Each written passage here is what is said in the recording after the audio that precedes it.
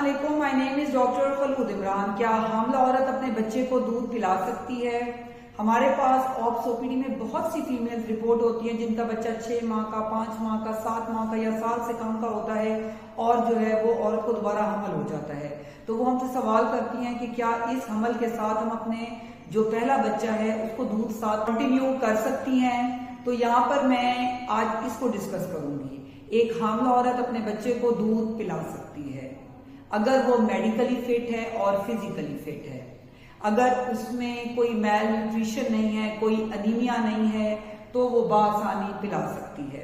अब यहाँ पे ये है कि जब औरत को 5वां महीना होता है हमल का, तो जो उसका दूध है वो क्लोस्ट्रम में चेंज होने लग जाता है ड्यू टू हार्मोन्स। उसकी वजह से जो है क्लोस्ट्रम के अंदर क्योंकि जो चीनी है, शुगर कंटेंट है, वो कम होता है और सॉल्ट कंटेंट ज्यादा होता है, तो दूध जो है थोड़ा सा नमकीन हो जाता है। ये वही दूध है जो कि पैदाइश के टाइम पे औरत का पहले बनता है और बाद में नॉर्मल मिल्क आता है। तो क्योंकि उसका टेस्ट चेंज होता है तो बहुत से बच्चे उसको छोड़ जाते हैं और उस 4-5-6 माह के दरमियान बच्चों की जो है वो वीनिंग स्टार्ट हो चुकी होती है, जिनके वो दलिया, अंडा, केला वगैरह इस्तेमाल कर सकते हैं, तो उसमें इतनी परेशानी की बात नहीं है। और बाद ऐसे भी बच्चे होते हैं जो कि दूध कंटिन्यू रखते हैं। तो अगर मदर मेडिकली और फिजिकली फिट है तो वो दूध पिला सकती है, उसमें कोई मुमानियत नहीं है।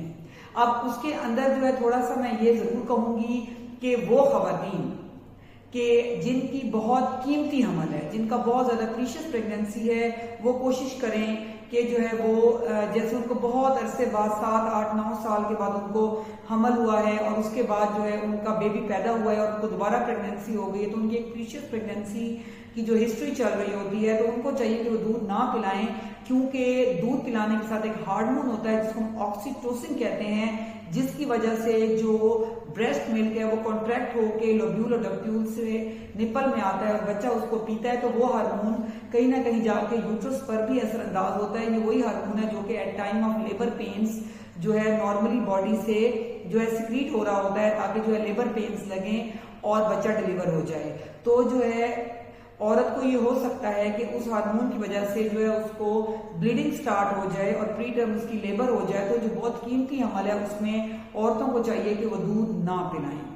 और वो औरतें जो बहुत अनीमिक है, मेल न्यूट्रिटेड हैं, उनको भी चाहिए कि वो अपने बच्चे को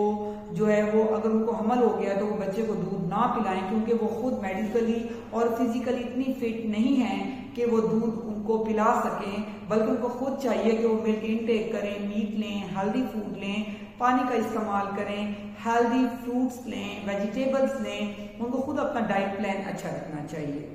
तो जो है हामला औरत अगर चाहती है कि वो जो है वो दूध पिलाए तो वो तभी पिला सकती है जब वो मेडिकली फिजिकली फिट होगी, अपने डॉक्टर से मुआयना करवाएगी और वो आपको इजाजत देंगी। यहाँ पर मैं एक हमसे बहुत ही एक इंटरेस्टिंग क्वेश्चन होता है जो मैं यहाँ पे जरूर इस फोरम पे डिस्कस करूंगी कि अगर एक बच्चा मदर हेल्दी है और बच्चा दूध पीता जा रहा है और उस औरत की डिलीवरी हो गई है, तो फिर हमसे खवातीन पूछती हैं कि क्या वो दूध में दोनों बच्चों को पिला सकती हूँ? तो आप बिल्कुल पिला सकती हैं, लेकिन उसमें आपका मेडिकली हेल्दी होना जरूरी है। आप खुद अपना दूध का इस्तेमाल करें, हफ्ते में 2 दफा गोश्त का इस्तेमाल करें, पानी का इस्तेमाल ज्यादा करें और साथ में जो है वो हेल्दी